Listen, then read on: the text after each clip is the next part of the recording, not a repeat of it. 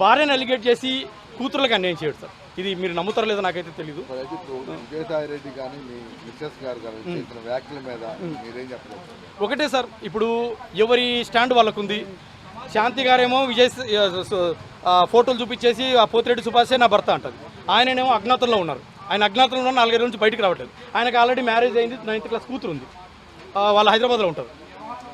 నేను మీకు ఒక వైరల్ పంపించాను, సుభాష్ రెడ్డితో నేను మాట్లాడాను. ఆ మాట్లాడిన దాంట్లో అసలు I'm ready for DNA test, ఆ బాబుకి నాకు ఏ సంబంధం లేదు అని ఆయన అంటాడు.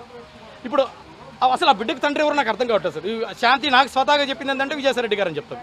సో ఇప్పుడు విజయసాయి రెడ్డి గారా, పోతిరెడ్డి సుభాష్ రెడ్డి గారా, లేకపోతే నేనా?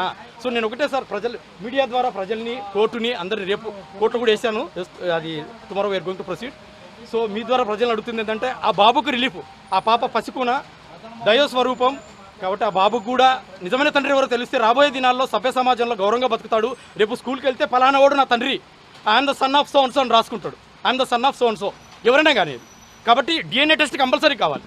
DNA test is the only solution what I understood. ఓరల్గా చెప్పడం కాదు సార్, ఫోటోలు చూపించి ఓరల్గా చెప్పడం కాదు.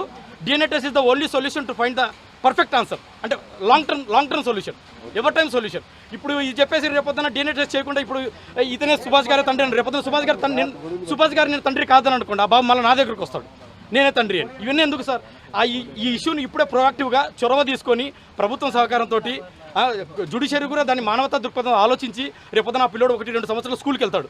స్కూల్కి వెళ్ళే లోపుగా అతనికి నిజమైన తండ్రి ఎవరో క్లినికల్గా ఆ పెటర్నిటీ టెస్ట్ ఏదో చేసి ఓ మెడికల్ సర్టిఫికేట్ తీసుకుంటే ఆ పిల్లోడు గౌరవంగా బతుకుతాడు సార్. అంటే మీరు విడిపోయారు, దూరంగా ఉన్నప్పుడు అసలు ఆయనకి ఏంటి సంబంధం అని